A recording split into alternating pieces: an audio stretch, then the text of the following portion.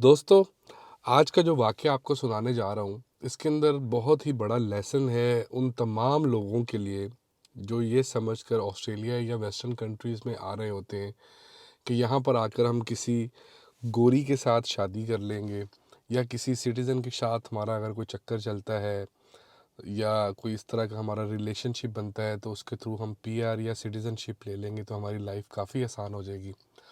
और साथ-साथ वो इस तरह लॉ को मिसयूज़ करने की कोशिश कर रहे होते हैं और किसी न किसी जुगाड़ के अंदर होते हैं।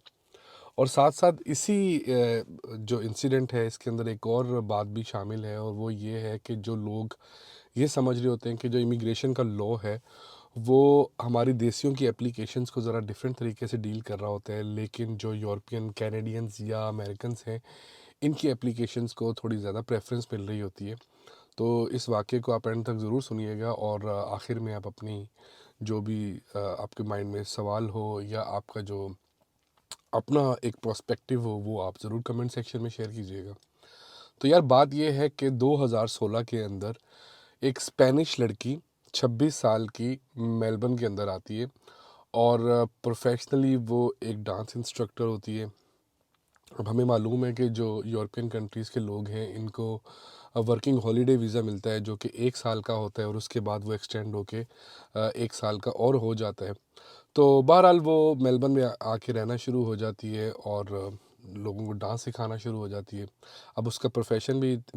भी इतना ज़बरदस्त है, जिसके अंदर वो लोगों के साथ घुलना मिलना और हंसी मजाक और ये सारी चीज़ें हो रही होती हैं, और चेहरे से भी वो काफ़ी खूबसूरत होती है, अट्रैक्टिव भी होती है। तो इस दौरान उसकी एक ऑस्ट्रेलियन लड़के के साथ दोस्ती हो जाती है। अब जो दोस्ती है वो आहिस्ता आहिस्ता डेटिंग में बदल जाती है, और वो एक दूसरे को डेट करना शुरू हो जाते हैं, और कुछ ही अरसे के बाद उन दोनों को महसूस होता है कि वो एक दूसरे के काफ़ी करीब आ रहे हैं, उनको एक दूसरे से प्यार हो जाता है, मोहब्बत हो जाती है, और फिर वो मिलके रहना शुरू कर देते हैं। अब इसी दौरान 2 साल का अरसा बीत जाता है, और 2 साल के बाद जो लड़की है, स्पेनिश लड़की जिसका नाम मोनिका डियाज़ है,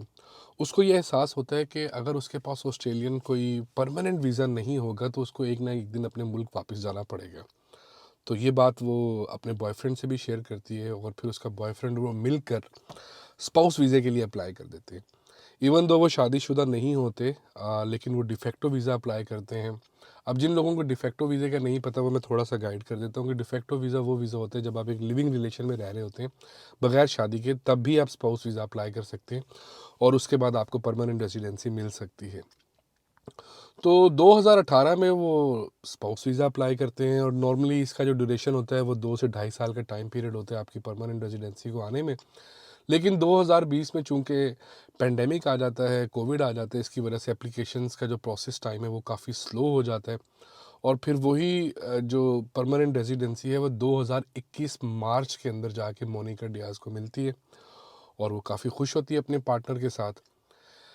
लेकिन अनफॉर्चुनेटली उसके सिर्फ एक ही महीने के बाद मोनिका और उसके बॉयफ्रेंड का रिलेशनशिप ख़त्म हो जाता है, उनका ब्रेकअप हो जाता है, और वो अलग अलग हो जाते हैं, और ये काफ़ी तकलीफ दे बात होती है। बहरहाल, सिर्फ एक महीने के बाद जो ये रिलेशनशिप ख़त्म होता है, अब इस सिनेरियो और इस ट्रॉमा से आने के लिए कुछ वक्त लगता है मोनिका को, लेकिन उसके बाद वो दोबारा से अपनी लाइफ को ऑस्ट्रेलिया में स्टार्ट कर देती है। अब चूंकि इस बात को 18 महीने गुजर चुके होते हैं, तो कुछ वीक्स पहले मोनिका को एक ईमेल आती है होम अफेयर्स इमिग्रेशन के डिपार्टमेंट से, जिसके अंदर ये लिखा होता है कि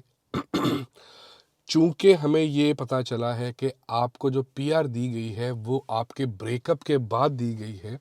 इसलिए आपके पास 14 दिन का टाइम पीरियड है हमें ये बताने के लिए कि आपको ऑस्ट्रेलिया में क्यों रहने की इजाज़त दी जाए।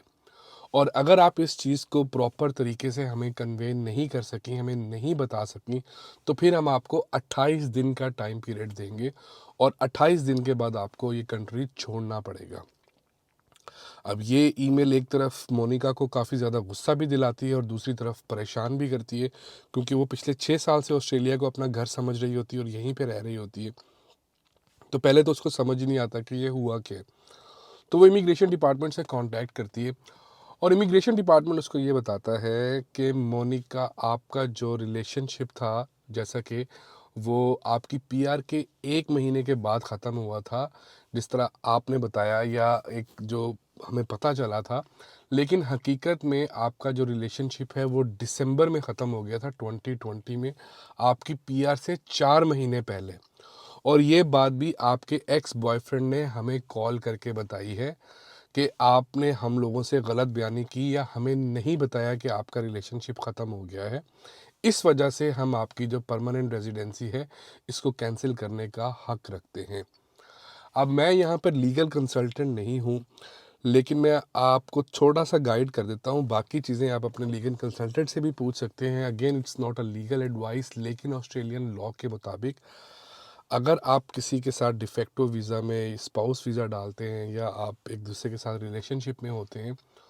और आप पीआर के लिए अप्लाई करते हैं, तो अगर आपको परमानेंट रेजिडेंसी मिल जाती है और आपका रिलेशनशिप उसके बाद ख़त्म होता है खुदा ना खास्ता, तो आपकी पीआर स्टिल आपके साथ रहेगी, उसको कोई भी कैंसिल नहीं कर सकता। लेकिन अगर आपने परमानेंट रेजिडेंसी अप्लाई की हुई है और उससे पहले ही आपका रिलेशनशिप ख़त्म हो गया है, तो आपकी परमानेंट रेजिडेंसी उस बेस के ऊपर आपको नहीं मिलेगी और आपको ये बात इमिग्रेशन डिपार्टमेंट को बतानी भी होती है और ये ज़रूरी है। अब मोनिका को ये बात समझ नहीं आती, तो वो अपने एक्स हस्बैंड को कॉल करती है और उसको बताती है कि उसके साथ ये प्रॉब्लम हुआ है और इस तरह इमिग्रेशन डिपार्टमेंट की उसको कॉल आई है। तो लकीली जो उसका एक्स हस्बैंड था या उसका एक्स पार्टनर बल्कि, वो उसका साथ देता है और वो उसे कहता है कि मैं लीगली ये तुम्हारे साथ हूँ और मैं जो भी डॉक्यूमेंटेशन तुम्हें चाहिए या सिग्नेचर चाहिए वो मैं तुम्हें प्रोवाइड करूँगा और मैं इमिग्रेशन डिपार्टमेंट को ये बताऊँगा कि मैं तुम्हारे साथ ही था उस वक्त और हम एक इसी रिलेशनशिप में थे और ये किसी ने गलत बयानी की है। अब मोनिका की साइड की तरफ से अगर देखा जाए तो हकीकत में ऐसा लगता है कि किसी ने गलत कॉल करके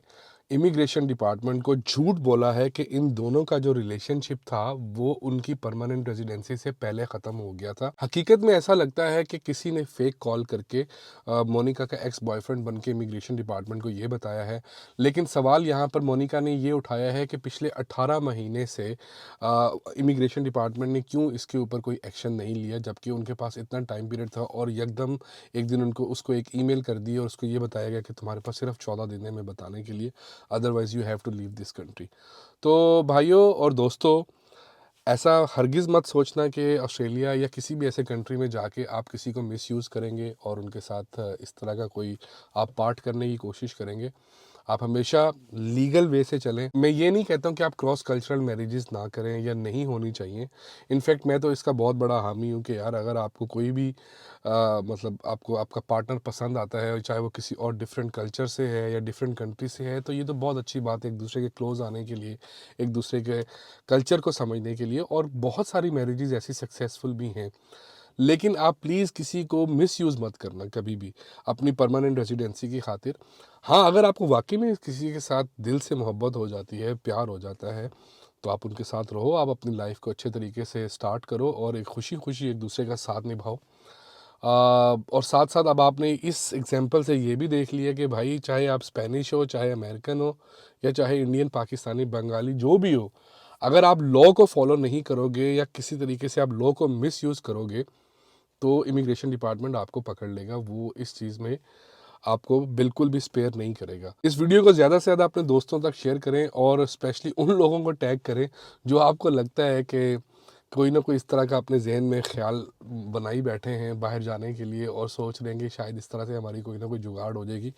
क्योंकि अगर आपने किसी को मिसयूज़ किया और उस बंदे ने आपकी इस तरह से कंप्लेन कर दी या आपका ड्यूरिंग दैट टेन्योर जब आप रिलेशनशिप में हो उस वक्त आपका ब्रेकअप हो गया, तो फिर ना तो आप उस साइड पे रहोगे, ना आप इधर के रहोगे और आप फिर एक नई मुसीबत में खड़े हो जाओगे। अपना ख्याल रखिएगा। Till that, thank you so much. Piece.